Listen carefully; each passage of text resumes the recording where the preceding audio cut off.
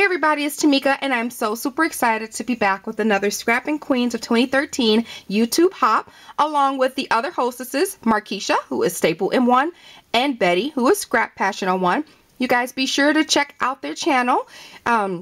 This month's theme was to use what you got, and that is using all of that altered stuff that you were going to alter, or the projects that sat aside. Use what you got and get it together. So I was excited for this challenge because I have had something for at least 6 months that I've been trying to get to, but I've been pushing it back, so I'm excited to have that for you today. So leave a comment on everyone's video, of course the hostesses and the other participants. The link will be in the description box for the order of which you need to go. So if you're here, that means you are heading over to Nurse the Rails channel, and you came from What a Memories channel. So be sure to check placement and start over at the beginning if you want to be eligible to win one of 3 definite prizes given away by myself, Markisha, and Betty, and also check out the other participant prizes to see what qualifications they have for you to win a prize on their particular channel. So, and also hopefully you'll play along and drag out some of that stuff that you have that's altered in your closet, in your scrap hole, your craft dungeon, what have you, and get it out and alter it and play along with us. So without further ado, I will show you what I have before. I insert the video of what I had before, and then I'll come back and show you what I did to it. Oh, before I do that, I did want to say that another challenge of this event was to do a tutorial on something so that you can not only see what we altered or, you know, change from one thing to another, but you can learn something as well. That is our goal, to not only connect with other people that you may not have otherwise known, but to learn something, get new, fresh ideas. And so this month's challenge, we were to do the altered challenge, but also to do a quick tutorial, whether it's embossing or showing you how to color or what have you. So stay tuned to some of the other hoppers to see what they what kind of tutorial they have for you. So I'm going to go ahead on and show you, insert the clip of what my project looked like before. Okay, everybody, this is what the rack looked like before I altered it. And I got this. Hope you guys can see all of it. I got this like 7 months ago, 6 or 7 months ago, because I watched Juliana's video when she did her spice rack, and I just had to find one. So it took like 3 weeks and a whole bunch of other stores, you know, just searching for it in their section. But I found this at a thrift store for, see, I didn't even take the tag off. It was, I remember it being 50% off these orange tags, and this was $2.92. So I paid like $1.50 for this. So this is how it looks. It's really ugly wooden color. Still, I haven't even taken anything out. But some of these don't have the little glass tops.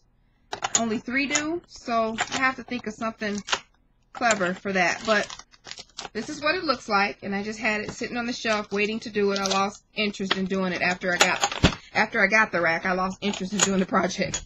But this is what it looks like.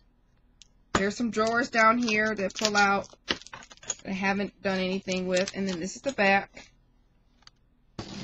So I'm hoping to turn this into something beautiful. I'm sure that I have.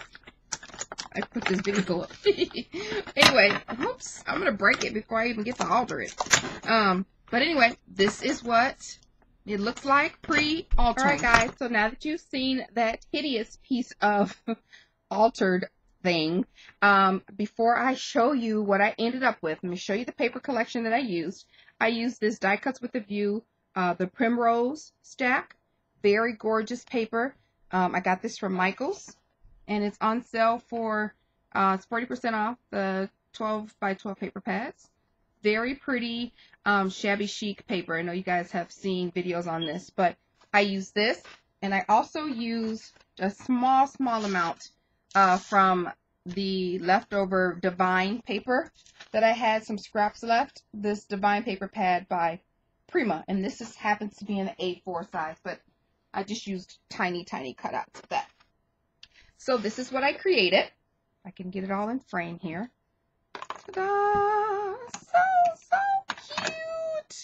look at that. Of course, I'm leaning it over so the angle, these caps are going to come out. But this is what I came up with. And it is so pretty, guys. I'm telling you, I love this shabby chic feel right now. Really into it. So at the top here, you see I have the word pearls. And these were thickers. They were hot pink thickers. So I put some Liquitex modeling paste over it to add some texture and to cover up that hot pink a lot. So I use that. The banner in the background, I distressed with my Tim Holtz distressing tool. And this is the paper from, this is the only thing that I use from the Divine paper stack from Prima. I used just some twine to kind of tie that in. You guys can see that. And then I tied it in a bow on both ends with an extra banner there. All of this is textured. I don't know how well you can tell, but all of this is textured. Some down here. So one of the requirements of the hop was to show a tutorial, and I'm going to show you how I did that texture. So I will, what I've done, and then I've done the back too. You guys can see. Maybe you can see the texture a little better on the back here. So what I've done is, and I'll put this aside, and then I will take the containers out. I wrapped all of my, I wrapped all of my jars. And I did take out one of the jars. It just was a better fit if I was wrapping it with the paper. So I distressed all of the edges with my Tim Holtz distressing tool. And then I wrapped lace around them and then butterflies. Put some some pearls in the center for the body. And then I had added some little pearls here. And of course it's labeled pearls. So in each jar are coordinating pearls. This happens to be the purple jar. So in it is flatback pearls and then individual flatback pearls. I'll take these out and you guys can see like that. So, and then this particular one is in the color purple. So that's what I did to that jar using that paper collection. And then I just alternated tops on the jars. You can see it's top, no top, top, no top. So of course this one is yellow, has yellow and cream flatback pearls in it. Or yellow and beige color. And then I just have a little button and a little flatback pearl here. Some lace. Paper all around the side. Absolutely love how this turned out. And it's a perfect fit. And then this jar, have another butterflies, paper again. And then this jar is the cream and iridescent flatback pearls. It's great display. It's so pretty on my shelf, so I love it. Of course, it's pink in here. Another button. Love it. And then this last one is blue. Blue in here. So that's what we have up here for that. And then also in the drawers, I used, here, let me take these out so you can see more of the texture here. You guys can see that. So nice. On the sides, I did them as well. But on the drawers, I used these old, if you guys remember these old magnets from Michael's, these glass magnets, Treasures by Shabby Chic. I just pulled them out of there and used them as a drawer pull. So, of course, it's laying flat. And then here are some extra beads and pearls in the drawer. And I painted all of the drawers with gesso. And then maybe you can get a closer look at the texture here. You can see all of that. It's really, really cute. Love it. And then that's the drawer pull. Just added some flatback pearls or some pearls strands at the top and bottom. Also painted the inside of the box with 3 coats of gesso because this wood would not paint or anything. So it just, just kept turning brown on me. So, but we got that part taken care of. And then here I have some more purple and green bead trim. And then again, the drawer paint it. So that's that. I absolutely love how it turned out. So for my tutorial, this is what I did. I started out using my texture paste, this Liquitex modeling paste.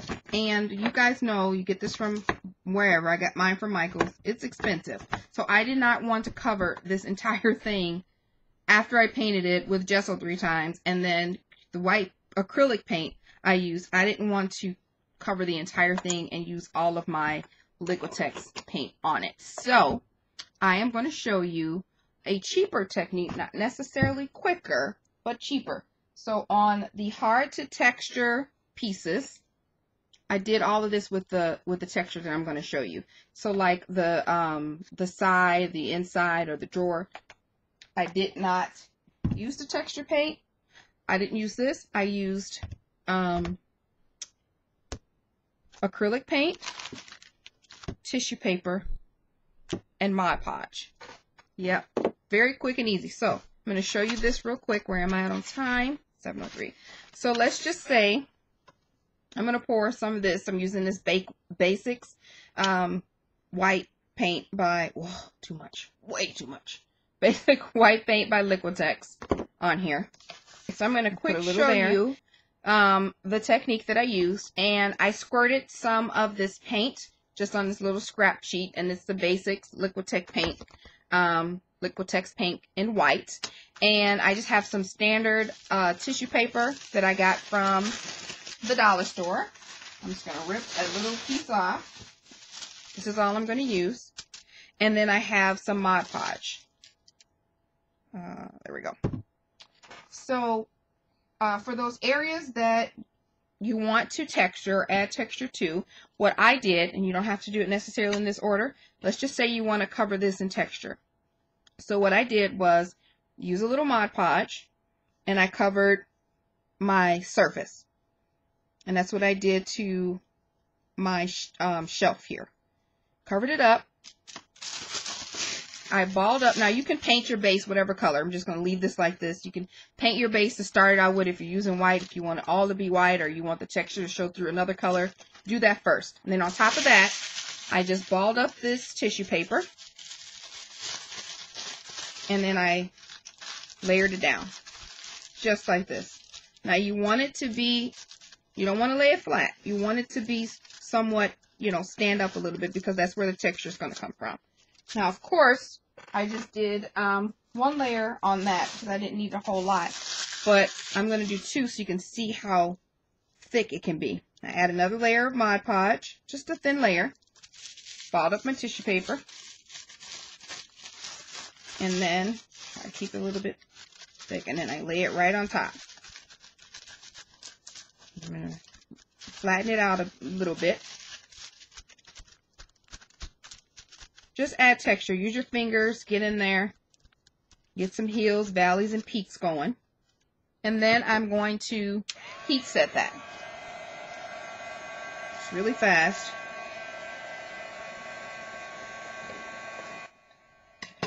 Okay. It should be about dry.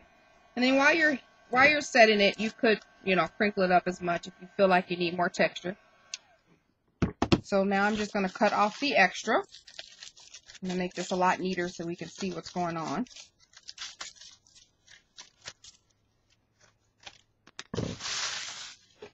So this is what we have. See that? Awesome, awesome texture. Look at that. Love it. So my Mod Podge is still a little wet, but that's okay. So if you want to add more layers of Mod Podge, this is where you would do it, of course, and then make sure you heat set it. So the next thing you want to do is add your layers of paint. So whatever color you're painting it, I'm going to just paint this over this white. You can add your base paint. You couldn't do that. I could not get a texture like this just with using my acrylic paint without doing several coats, waiting till it dry. This is much, much easier. So now I just take my paint and paint over that. Paint over that tissue paper. And I'm just going to do this. This isn't how I would normally do it. I'm just doing it for the purpose of the video. It's a little messy, but just showing you how it would be. if you did it. So of course you let it dry, and if you want to add another coat, you would. And then I start to pat it, just to add even more texture to that. Pat it, just using my foam brush, pat it right on top of that. So it adds that texture on top of the tissue paper. So, of course, I'm going to dry it really quick.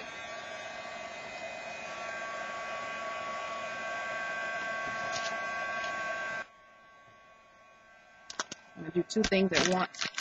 Dry off my surface area here.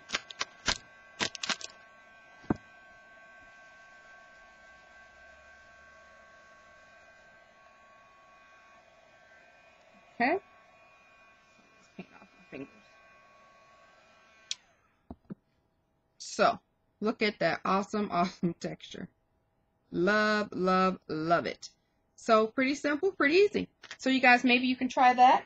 And like I said, that's what I did on my box, because I did not want to use all of my texture paste, because I would have used the whole jar covering this up.